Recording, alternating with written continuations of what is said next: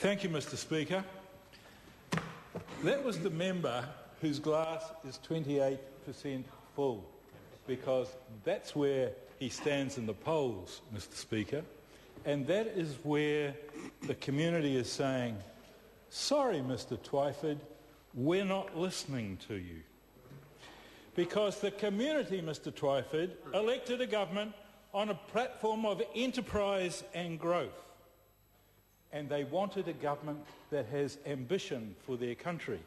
And I have to say to you, it wasn't Rodney Hyde that thought about the Auckland super government. No, it was the Pacific Knowledge Conference run by his ex-leader Helen Clark.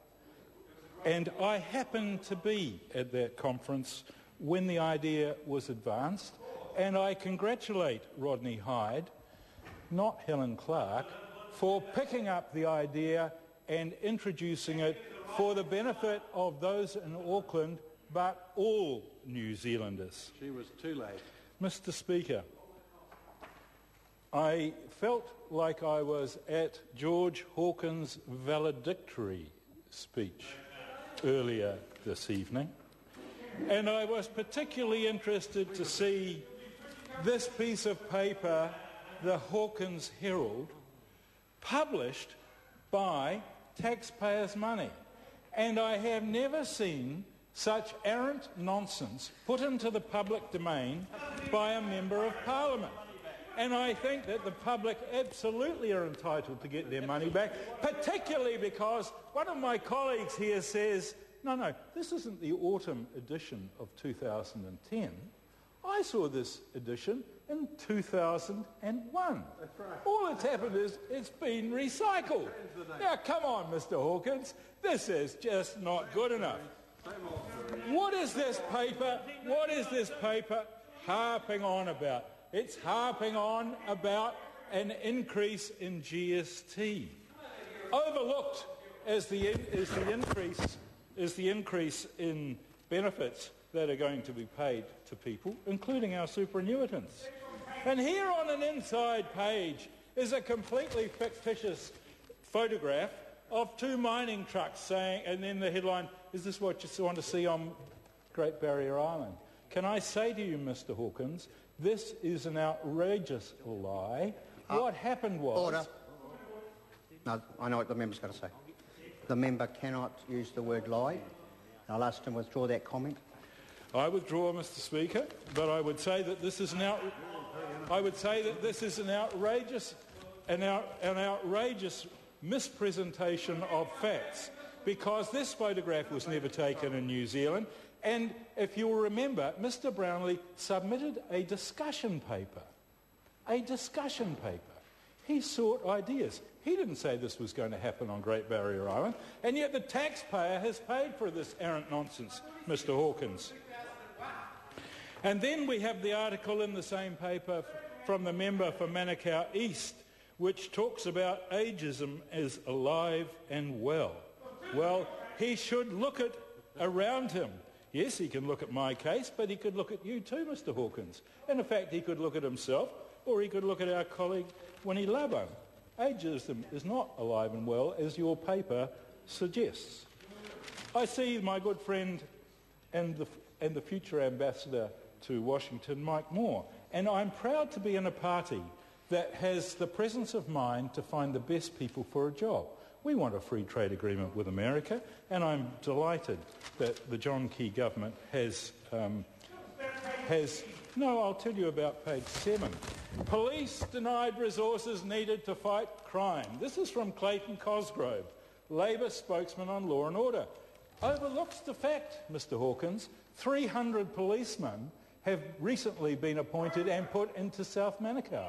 300 new policemen, and your newspaper says police denied resources to fight crime. Mr. Hawkins, this is what your newspaper is worth, nothing. And I'm really disappointed that taxpayers in this country have had to pay for it, because it's rubbish. Mr. Speaker, this government has come through the recession in pretty good shape, partly due to the measures the government took in the budget in 2009, and partly due to the resilience of many New Zealanders. But if we look at the Labor government's track record going back 9 years, well documented in this nonsense here by Mr Hawkins, even before the global recession hit, the economy showed sluggish and unbalanced growth, driven by debt, driven by consumption, and driven by government spending, particularly on bureaucrats, the likes of which we've never seen so many of before. So this government is particularly concerned to create an economy that produces new jobs. The burden of the recession fell most harshly on those who lost their jobs and on their communities, and we owe them every effort possible to create new opportunities for new jobs. And this budget fulfills many of our pre-election commitments. These, together with agreements made with support parties, and by that I mean ACT and the Maori Party, and Mr Dunn's party, have given us the first priority on available resources.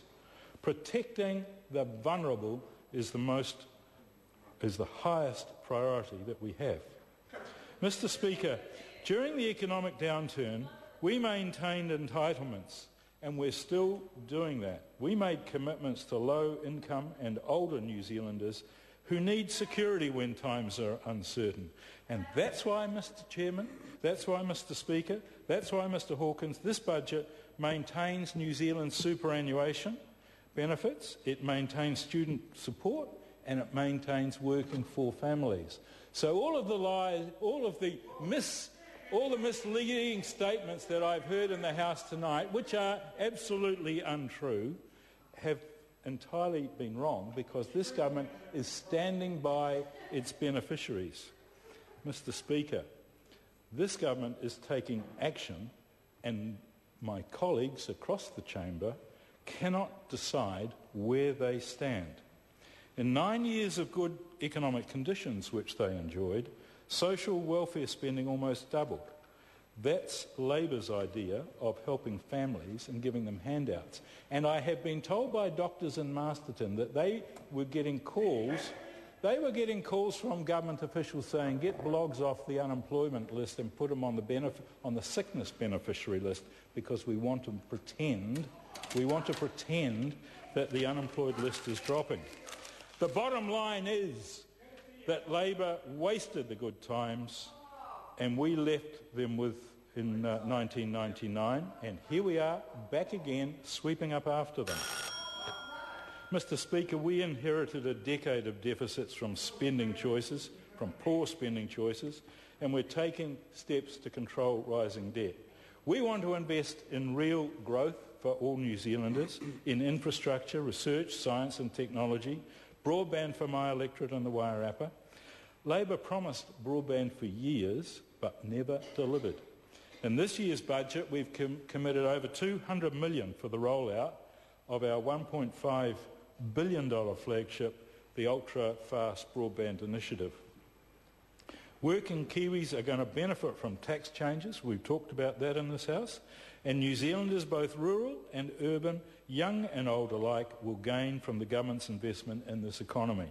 And our focus on increasing jobs, on boosting exports. Look at the April export figures, up $380 million over last year, and we're putting more money in New Zealanders' pockets. We've set aside $1.45 billion this year for infrastructure, including broadband for schools, and I was out looking at it yesterday in Makuri to the east of Paeatua, and their broadband is alive and well miles from anywhere. On top of this, $1 billion is available for roads. Go up the Rimataka Hill Road, see Muldoon's Corner disappearing. You cannot grow an economy without having an effective infrastructure. We're directly supporting thousands of jobs, contributing to a stronger economy through this infrastructural investment. We know, and this is really astonishing, I recently spent a week with Kiwi Rail. Remember, Mr Cullen bought it for $600 million. This budget puts another $750 million into that Kiwi Rail. It must have meant that the $600 million that we paid for it was at a time when negative $150 million. Sorry to interrupt the member. His time has expired.